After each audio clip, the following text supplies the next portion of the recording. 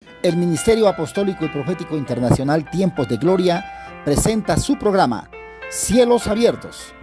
Escúchelo en la voz del pastor, su amigo y hermano Jesús Medina.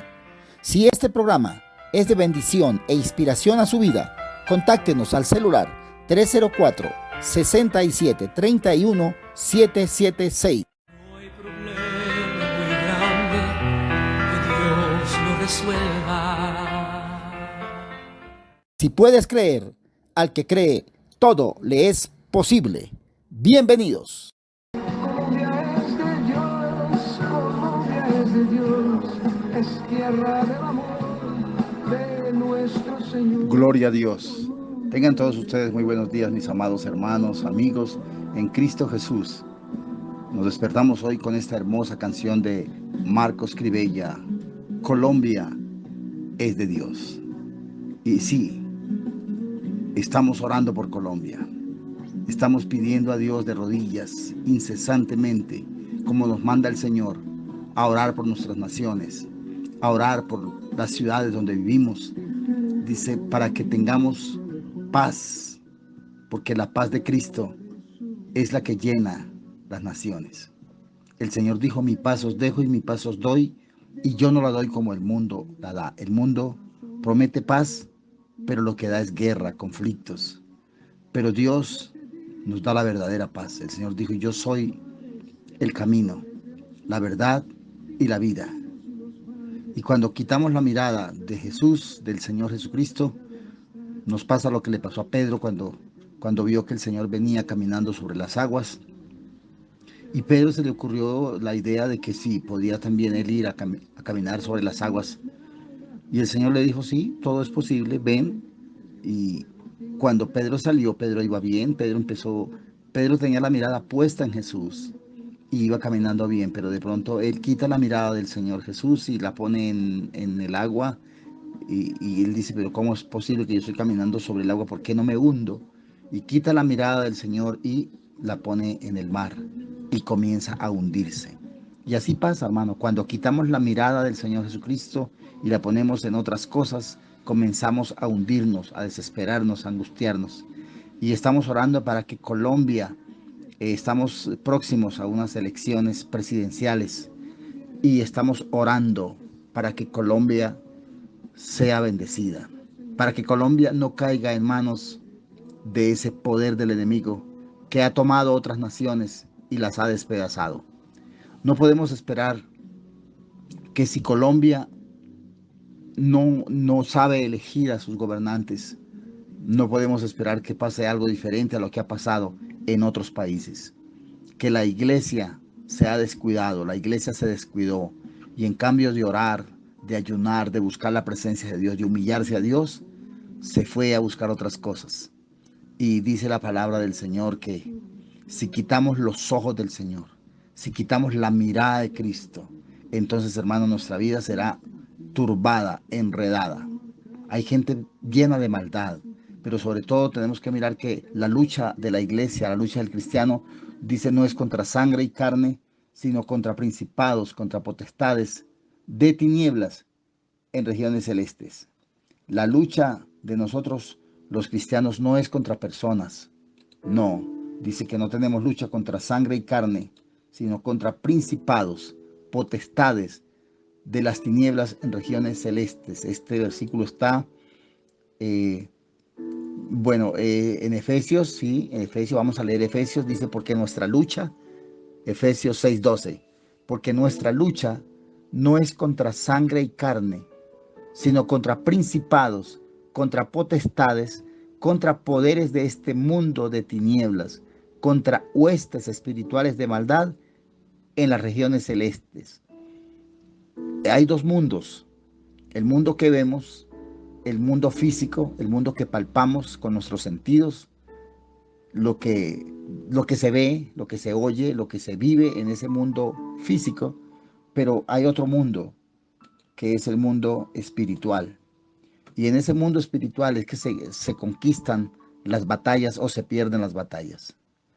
Moisés, cuando venía con su pueblo y tuvo una lucha contra los amalecitas, un ejército poderoso que se opuso para que no pasaran, para que no dejarlos avanzar.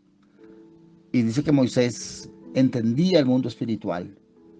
Y lo que él hizo fue que mandó su pueblo a la batalla, pero dice que él se quedó peleando la otra batalla, la batalla que se pelea en las rodillas, la batalla que se pelea en oración, esa batalla que nosotros tenemos que pelear antes que pelear físicamente. Tenemos ese mundo espiritual donde se ganan las batallas. Y Moisés lo sabía.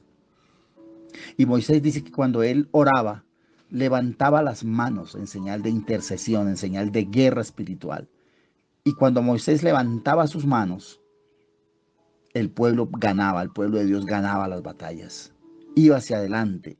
Pero cuando él se cansaba y bajaba sus manos, sus brazos, el pueblo perdía la batalla. Esa es una enseñanza tremendamente importante para estos días, hermano. La oración eficaz del justo puede mucho.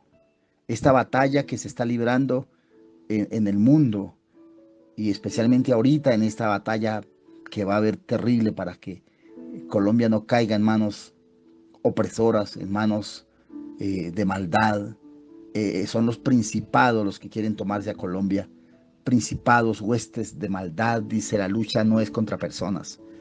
Nosotros no estamos luchando contra candidatos, ni estamos luchando contra aquel o contra este.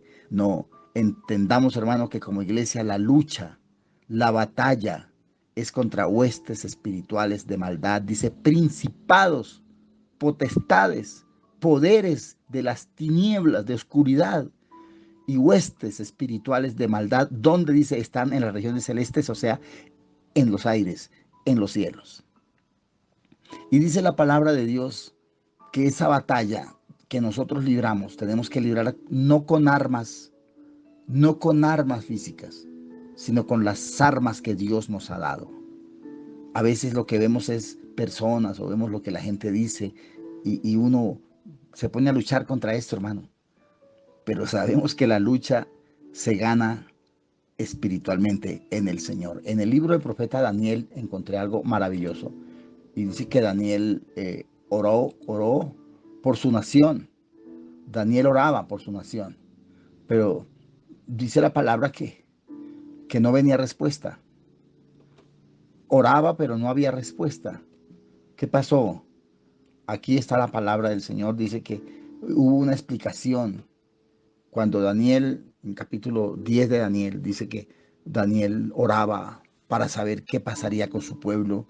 Él estaba esclavo, vendidos a Babilonia. Los habían tomado como esclavos, los habían traído presos desde Jerusalén a Babilonia en manos de el rey Nabucodonosor. Y prácticamente la nación había sucumbido. La nación había sido destruida. Hermano, ¿y por qué Dios a veces permite que esto pase con el pueblo de Dios? Pero si usted mira los antecedentes de Israel, Israel se había apartado de Dios. Israel había adorado a otros dioses. Israel se había salido del camino. Y el Señor les había dicho en Crónicas, si ustedes se apartaren de mis leyes y de mis mandamientos, yo cerraré los cielos sobre ustedes. A veces la culpa de lo que pasa en las naciones es culpa de la misma iglesia. Y Dios no responsabiliza a los impíos, ni a los inconversos, ni a los que no le conocen. Dios responsabiliza a su pueblo. Sí, en 2 de Crónicas 7:14 dice, si mi pueblo se humillare y clamaren y oraren y buscaren mi rostro y se convirtieren de sus malos caminos. Entonces hay malos caminos en el pueblo de Dios. Entonces, sí, claro, hermano, que los hay. Porque la cuestión de la nación de Israel es que cuando ellos le caminaban a Dios en obediencia, cuando ellos no se iban detrás de dioses ajenos, cuando ellos obedecían y se sometían a la palabra de Dios, a la Torá, la palabra de Dios dice que el pueblo prevalecía, que eran bendecidos, que eran prosperados, que Dios les daba victoria sobre sus enemigos, que les daba cosechas abundantes y los bendecía porque los cielos se abrían. Dios hizo florecer el desierto por Israel. Pero dice que cuando ellos se apartaron, el Señor se lo había aclarado a través de Salomón. Les dijo, si ustedes se apartaren de mis leyes, se quitaren los ojos, hicieran lo malo ante mis ojos, yo cerraré los cielos. El que tiene las llaves para abrir o cerrar es el Señor. Él abre y ninguno cierra, Él cierra y ninguno abre. Así que esto más que físico, hermano, es una lucha espiritual. Y es una lucha que hay que ganarla, es en el mundo espiritual, más que en el mundo físico.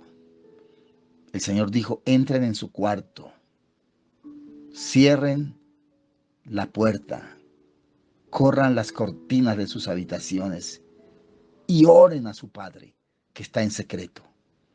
Eso es una lucha espiritual, hermano. No es contra sangre y carne, es contra principados, contra potestades.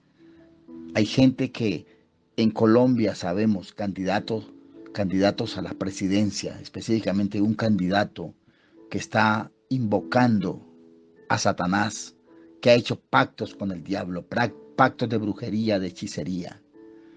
Y ahí lo publican, hermano, eso es visible, eso no es asunto que Dios me lo reveló, que el Señor me dijo, que yo estoy hablando cosas imaginarias. No, hermano, es visible.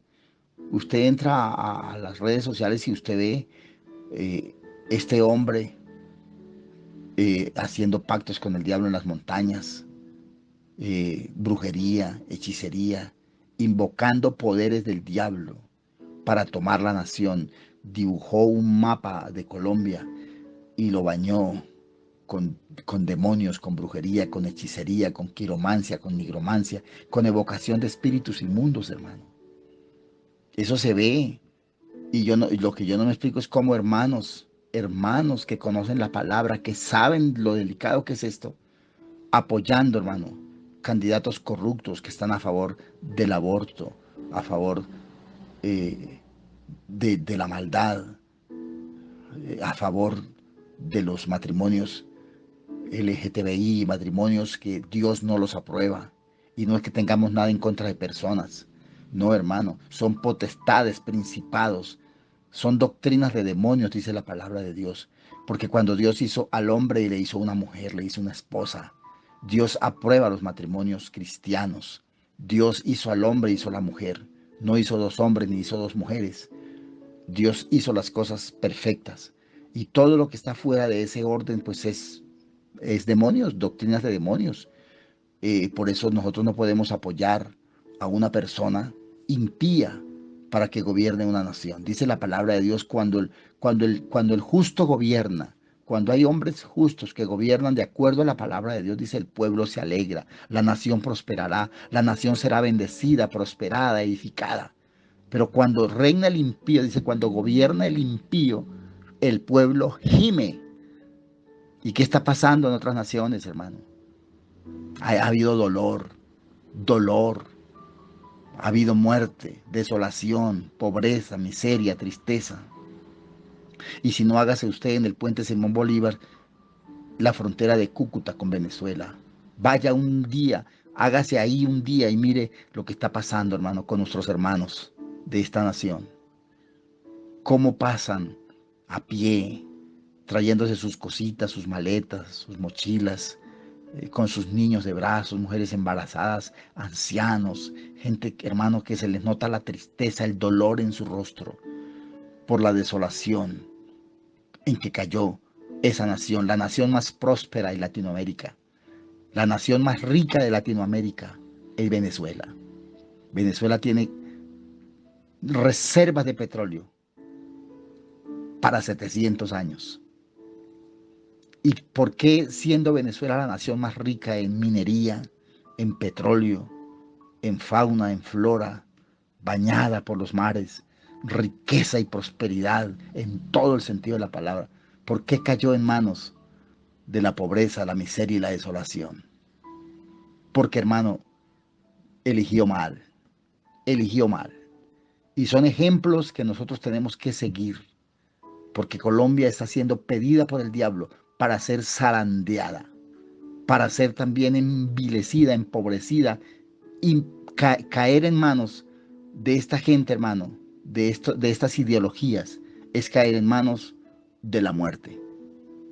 Y la gente no entiende, hermano, que lo que pasó en Cuba, que lo que pasó en Venezuela, que lo que pasó y lo que está pasando en Chile y lo que está pasando en Bolivia y lo que está pasando en Nicaragua es lo mismo, hermano, no va a ser diferente, es lo mismo porque la ideología es la misma, no va a cambiar nada, hermano. Por eso tenemos que orar para que, dice en Efesios 1:19 al 23, para que entendamos cuál es la grandeza del poder de Dios para con nosotros, que creemos. Nosotros creemos en la palabra, nosotros somos creyentes y los otros son impíos que no creen a Dios, ni le creen a la palabra, ni respetan la palabra de Dios, de acuerdo al funcionamiento de su poder, de su gracia, que Él forjó en Cristo cuando le levantó de los muertos y lo puso a su diestra en los lugares celestiales. El que está por encima de las potestades y de los principados es Cristo. Por encima de todo principado y de todo poder y de todo dominio y de todo nombre que se nombra, no solo en este mundo, sino también en lo que está por venir. Y le ha puesto, Cristo es la cabeza de todas las cosas, y le ha puesto todas las cosas debajo de sus pies, y lo dio por cabeza sobre todas las cosas a la iglesia, que es su cuerpo, la plenitud del que todo lo llena. La iglesia está puesta, hermanos, para oponerse a estas fuerzas del enemigo. La iglesia está puesta por el Señor para que represente a Cristo aquí en la tierra. El Señor dijo, ustedes son la sal de la tierra. La iglesia es la sal de la tierra. Claro que tenemos que hablar. Algunos me juzgan, me critican, se levantan contra mí porque yo abro mi boca y a través de estos devocionales digo las cosas. Pero hermano, el que calla otorga. Y la iglesia no está puesta para callarse. La iglesia está puesta para hablar, para hacer resistencia, para oponerse. El Señor Jesucristo dijo, ninguno enciende una luz y la pone debajo de la mesa. No se esconda, ¿sí? No haga como el avestruz. El avestruz, cuando lo van persiguiendo, él dice que cierra los ojos y mete la cabeza, hace un hueco y mete la cabeza en la arena. Y como él no ve a nadie, piensa que nadie lo está viendo, pero ahí lo atrapan, hermano. Y nosotros no podemos hacer como el avestruz y cerrar nuestros ojos y decir, no, pues que sea lo que Dios quiera. No, hermano, sí, que sea lo que Dios quiera, pero es que Dios también nos ha dejado a nosotros autoridad y potestad. Él dijo, ninguno puede entrar a la casa del hombre fuerte y saquear sus bienes si primero no lo ata. Tenemos que atar esas potestades, hermano. Atarlas en lucha espiritual, en oración, en ayuno, en búsqueda. Sí, Señor. Dice, porque aquí está la armadura que el Señor nos dejó. Efesios 6:10. Por lo demás, hermanos míos, fortalezcanse en el Señor y en el poder de su fuerza.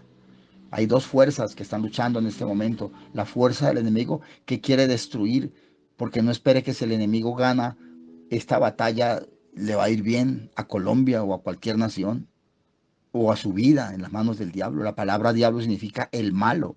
Satanás vino a matar, a robar, a destruir.